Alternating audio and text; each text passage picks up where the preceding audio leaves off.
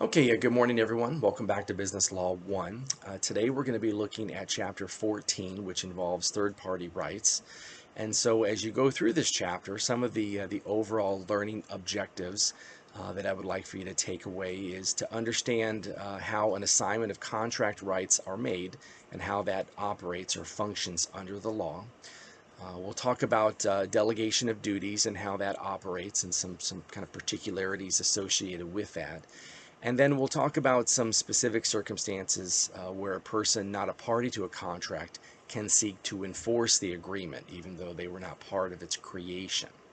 So this whole chapter kind of centers around these other outside parties. So when you have a contract that it's clear that the benefit of it goes to a person who's not a party to the contract, like in terms of who offered it, who accepted it, these are usually referred to as intended third-party beneficiaries or third-party beneficiary contracts. And the key thing to always remember with these third-party contracts is that whoever that third party is, they are subject to all the limitations and restrictions in that contract. So even though they were not there for the negotiation phase of it, the offer, the acceptance, the consideration, the execution of that written agreement, and so on, even though they were not present for that, they're going to be bound by all of those terms. The classic example for like a third party contract would be a life insurance policy. Let's say that I have a life insurance policy and I designate obviously someone to be my beneficiary. That beneficiary, they're going to enjoy the benefits of that contract as soon as the event occurs, me passing. And so if the policy requires the beneficiary to, let's say, notify the insurance company that okay, a death has occurred within, let's say, 6 months of death, and let's say that beneficiary does not provide that notification, that's a restriction and a limitation that is required in that contract. And so at that point, if they wait 6 months and a day, they would lose the benefits of that contract, meaning they wouldn't get the money from the policy. So it's very important when you do have a third party beneficiary contract, make sure that intended beneficiary knows what their role or their status is, and make sure they understand, this is where the policy is being kept, maybe a safety deposit box, maybe a drawer in your house, maybe it's with the family attorney, whatever. But it's very, very critical that they understand what their role is and what they need to do to enjoy the benefits of that contract. Excuse me. So another example that has a third-party beneficiary is where you have a creditor beneficiary. And that's where, there's a party to an agreement and they're obligated to perform a duty to some other third party. It could be like when you acquire debt as you buy a business, and so usually if you buy an entire business, not just like assets, but you buy the entire business, you buy everything. You buy their assets, you buy the liabilities at that point. Again, remember, third-party beneficiaries take the contract as is. There's no room to negotiate. They get no greater rights through contract. They get just the rights that are specified in that agreement. So I mentioned life insurance policies. I mentioned if you're acquiring an actual company, not just assets. If you're purchasing something for a person that's not a party to the contract, that also is a third party beneficiary contract. So I give the example of, let's say a parent buys a car for their child when they go to college. Obviously the child is benefiting from that car, but whatever the requirements are, maybe there's monthly payments, maybe there's the requirement you have to have like comprehensive insurance coverage, all of those things flow with that contract, even though that young person going to college was not present when that car was purchased by a parent. So, ways in which a third-party beneficiary loses rights if for some reason by operation of law the agreement is terminated. So maybe whatever was being contracted over is now illegal for some reason because of a change in federal, state, or local legislation. Or if the contract reserves the right to change, who that third-party beneficiary is. And so that, again, probably the best example there would be life insurance policy. All the life insurance policies that like you or I have, you designate who you want as the beneficiary. It doesn't have to be your spouse. It doesn't have to be a child. When we talk about these third-party contracts that involve life insurance, we're not talking about a will. Life insurance policies are separate from the will. So, let's say through your employer, you can designate anybody or any organization to be the beneficiary of your life insurance policy, and that can change, and it should change as life events occur. So maybe you're married at 25, and by the time you're 35 you're already divorced and you have a second spouse.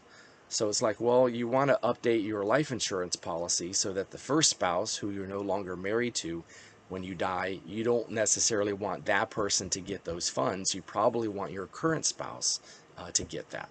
So that's how you can lose rights to these contracts. A thing that does come up, the author talks about, is incidental versus intended beneficiaries. An intended beneficiary is very clear. Life insurance, I state this particular person or this organization is going to get the proceeds of this policy when I die. An incidental beneficiary, this is a person or entity that is maybe enjoying benefits from the existence of a contract, but they were not contemplated as an actual beneficiary. So when the contract ends or changes, there is nothing for an incidental beneficiary to sue over. So, let's say that I have a small business in, let's say, a strip mall, and maybe there's like 7 or 8 stores, and let's say there's an anchor store there. Let's say it's a grocery store, and so I'm a few stores down, and I have maybe a coffee shop. My lease with the owner of that strip center, is going to be, for this coffee shop.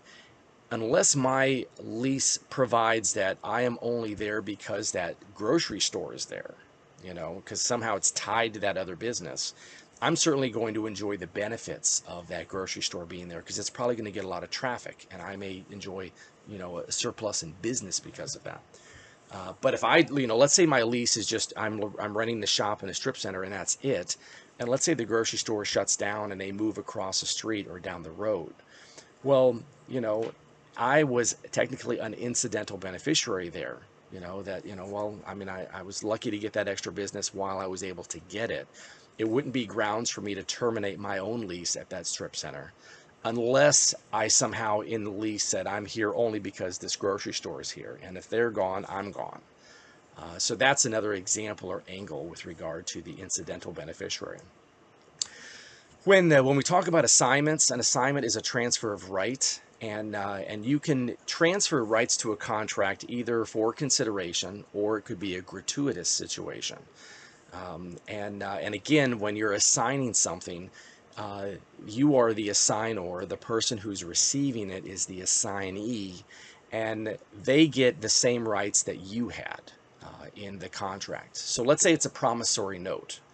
Let's say I lent someone $10,000 and it's payable in 1 year.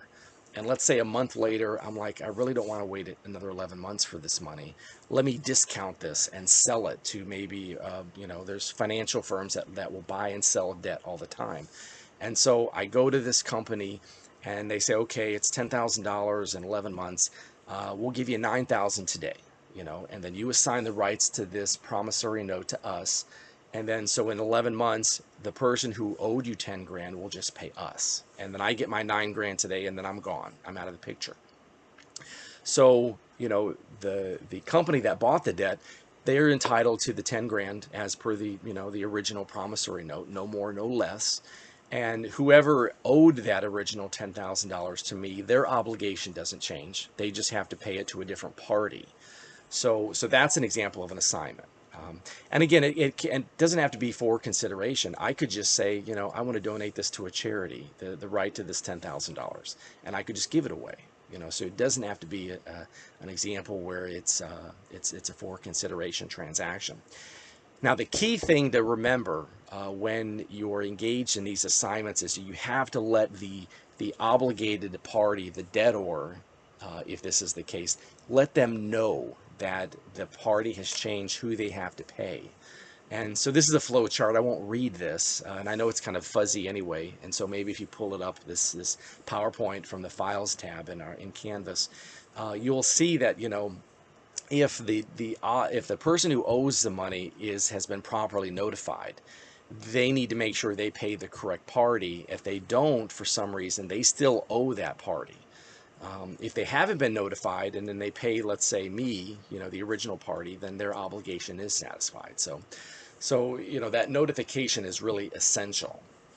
One quick example, the mortgage crisis that happened about 12 years ago, there was a variety of lenders who went out of business, like Washington Mutual and Countrywide. And so, you know, a lot of the mortgage debt got shifted to other companies like Wells Fargo or Chase. And what was critical was you let the debtor know that it's like, okay, your monthly payments for your mortgage have not changed. You just send the check to this new company. You know, nothing has changed. Interest rates haven't changed. Principal hasn't changed.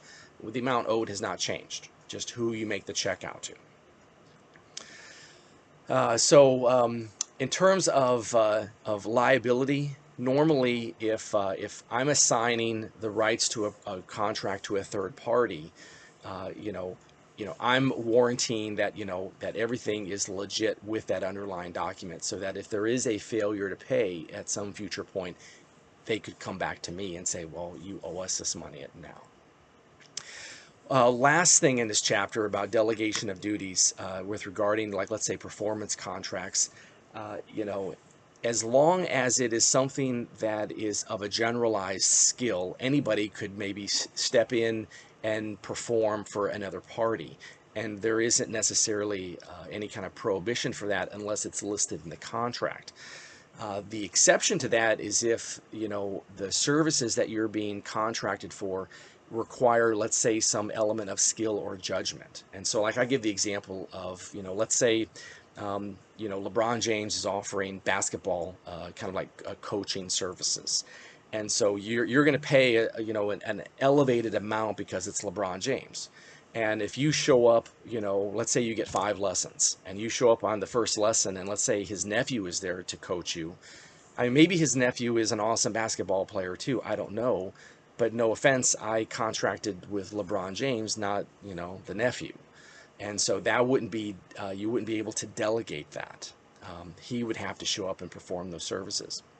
Now, change the facts a little bit. Let's say that instead of you know, LeBron James, let's say that, you know, I own a skyscraper, you know, in, let's say, downtown Orlando, and I hire a company to do office cleaning. And so they go floor to floor every night and they clean, you know, the offices, you know, the bathrooms, they empty the garbage, all that stuff. If they, you know, subcontract that agreement with another cleaning company, and so a different company shows up and performs cleaning services, well, you know, cleaning services don't require like special skill or judgment, just a lot of hard work. And so unless the contract I had with that original company is like an exclusive thing where only you can do this and you can't assign it, you know, that would be really the only way to say, no, I don't want this other company to do it. I want you to do it because this is who I contracted with. Unless the contract states that, then it would be assignable at that point. So anyway, I hope this helps kind of like provide a little more insight into the world of third-party contracts. As you have questions, as always, please feel free to message me at any point, and I'd be happy to get back with you as soon as I can. But have a good, safe, and productive week, and I'll be chatting with you all online. Thank you so much.